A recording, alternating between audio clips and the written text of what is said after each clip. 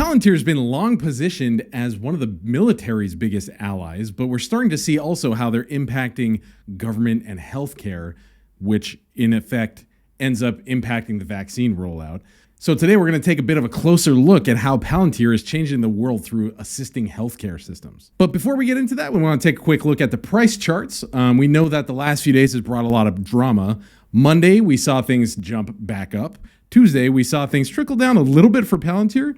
But I think it's really safe to say that as interest rates start to trend up, we're going to see stocks like Palantir, like Tesla, these younger growth companies that have especially benefited from having a really low interest environment, bringing a lot of investment dollars into them, will probably be the most hard hit by rising interest rates. So don't be surprised if there's still some more volatility in Palantir's price going forward.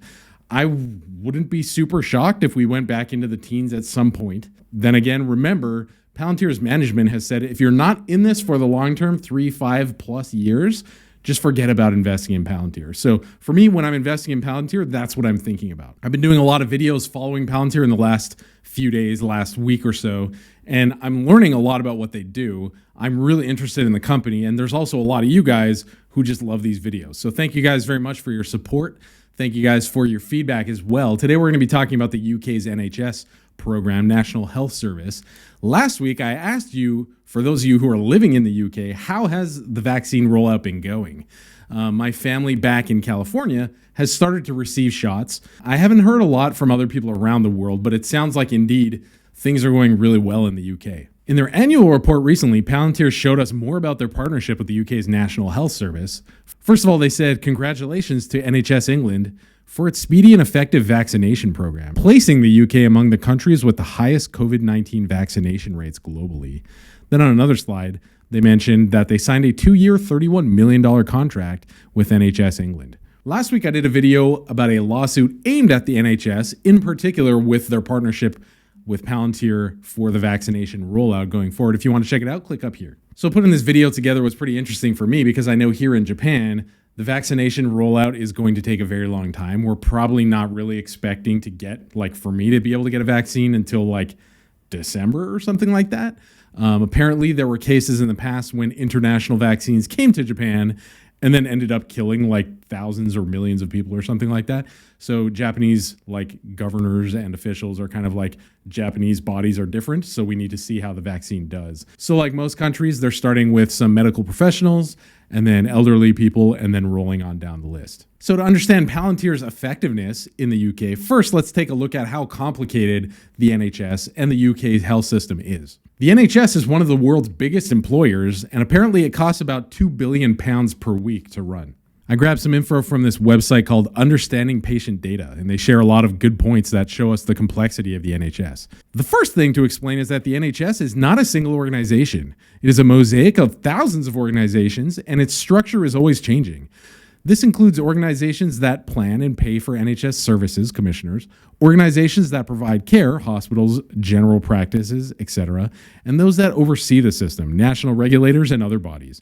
While commissioners and regulators are public bodies, providers come from the public, private, and charitable sectors. But it's also important to remember that the UK is actually made up of 4 countries: England, Northern Ireland, Wales, and Scotland, and that makes things even more complicated. So for Palantir to be able to come in and say, hey, we have thousands of systems, we have thousands of programs all made by different developers and all these different buildings, all these different doctors, all these different authorities, how do we unify that and make a smooth rollout move forward?